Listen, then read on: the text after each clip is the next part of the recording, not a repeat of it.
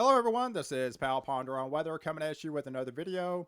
In this update, we're going to talk about my overall December temperature outlook, as well as a major pattern change that's on the table for next week, releasing more cold air into the United States.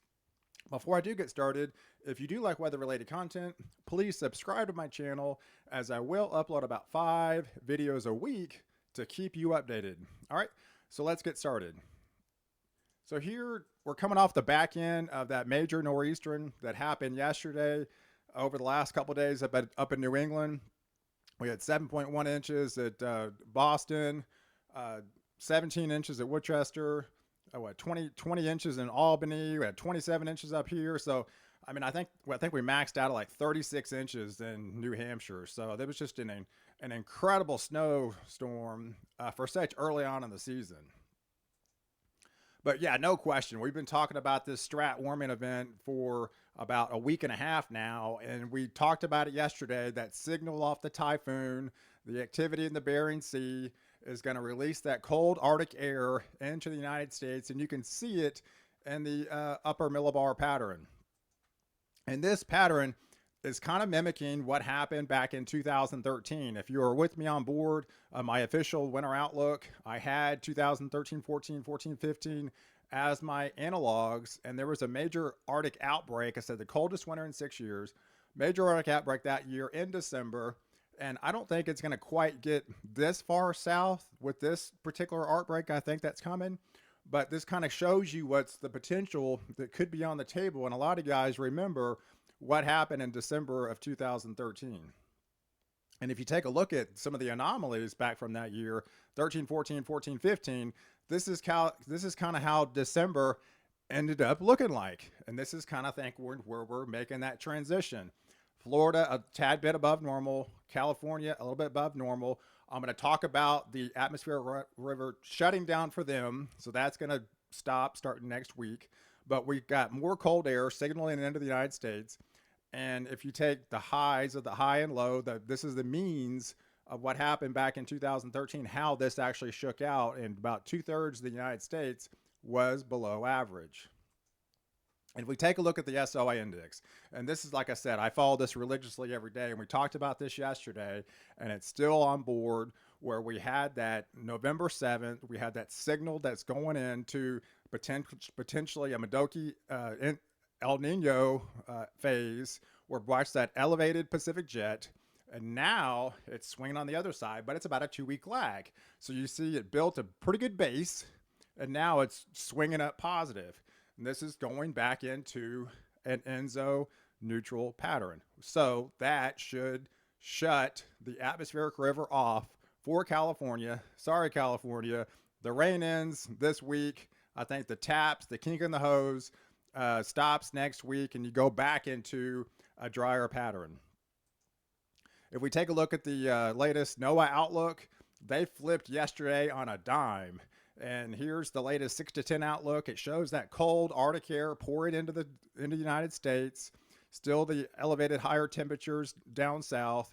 You can see with the elevated higher temperatures we're going to have over the next week until Monday releases, you got to have warmth to have more water vapor in the atmosphere. And when you got that cold air clashing into the warmer air, it's going to produce rain, and if it's cold enough, it's going to produce snow.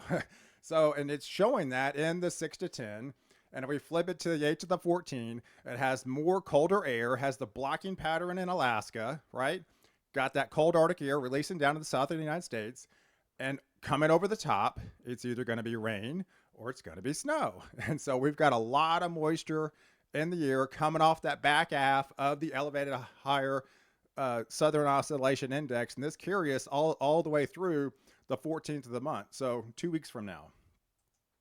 If we take a look at the overall snowfall outlook, it's the snow depth currently, and it has that snow that just took place in New England. So this is a pretty good, healthy snow base. So as this cold air follows over this snow base, it has less time to modify. So this colder air should reach further and further south, and especially as it drops more snow, it's just going to extend that southern snow line further south as we go deeper into December. So here's the overall Great Lakes ice. There hadn't been much. So we had a really warm September. We haven't been technically that cold yet. So the lakes have not froze over. So that sets the table for lake effect snow. So we should have some heavy lake effect snow in December off these Arctic high pressures, funneling in, dumping more snow into the area, depending on the setup of the winds. So we're getting into a time for winter solstice. This is the time of year where we go down about what a minute a day on the sun. So, and it has a lot to do when that on the sun angle as this. If you got less sun, you only have 10 hours a day of daylight, and so you have less time to heat the atmosphere. So, you saw the snowpack. So that's going to play a major role on the sun angle and the lesser time of the time of day, and it should amplify the colder air into the United States, and it has a lot less time to modify. If we take a look at let's just extend it out. Here's the latest Gfs guidance of next week, and it shows a massive Arctic high pressure building into Canada, and it's going to release cold Arctic air into the United States. It's got that transition starting on Monday. If we extend it out to Saturday, now this kind of caught my eye, because we've got cold Arctic air all of next week filtering into the United States. And then by Saturday, this is what kind of caught my eye. We've got that, this is the ridge. This is by the 14th, so 10 days from now. So the atmospheric river has shut off, has the ridge over California, the drier pattern set it in, and we've got a ridge over the top, and you got a squeeze play in the middle. So you got that trough, and what happens if you got ridge over the top, you typically have a low pressure that forms underneath coming up the coast. As we got cold Arctic air filtering in, we could have some surprises of our first potential snow event in the southern regions. So I'm just kind of watching this setup. This is the very early beginnings, but I would not be surprised as we go deeper in December that we might have a few surprises here. So I'll be definitely keeping you guys updated. But if you take a look at the rainfall, now, yes, it has abundance amount of rain in California, but all that's going to come this week, and that's good. The taps are going to shut off for California starting next week. You go back into the drier pattern, but you can see the next 10 days, we've got elevated water content and more rainfall for the south and southeast, where they've had are going to have the higher temperatures over the next 5 days before that colder air filters in. If we kind of zoom in and some of the rainfall totals for the next 2 weeks, we can see it easily 1, 2, 3, 4 inches of rain across the south and southeast up into the northeast. So we've got plenty of water content to work with as this cold air comes in further south. And so this is either going to be rain or it's going to be snow, depending on where it's going to be cold enough. All right. So here's the overall snowfall outlook for the next, and I stopped this at the 15th. So I didn't want to extend this too far because this kind of gets into that gray area, but you can kind of see showing where the southern, the demarcation line of the snow, and it's filtered further and further south. And yes, don't get too excited for you guys just yet in Texas, but it is kind of showing some so far in this particular model off that trough that I told you about on the 15th. So I'll definitely be watching this setup and kind of fine tune everything as we get closer into that event.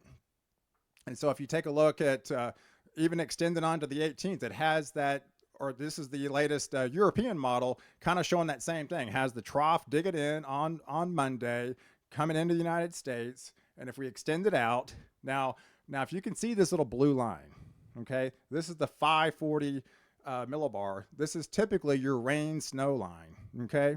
So this is next Wednesday, so this would be a week away. But I know you guys have been waiting for snow in Illinois, Indiana, Ohio. I got a lot of followers here. Hey, where's my snow? Where's my snow? Well, I think it's coming next week because we've got that. Here's the rain snow line. And if we got this colder air pouring in, and we saw the elevated water content, the total precipitation in the atmosphere, so all this should be snow. So we should have a good snow event coming up for you guys maybe sometime next week. So we'll just have to watch that play out.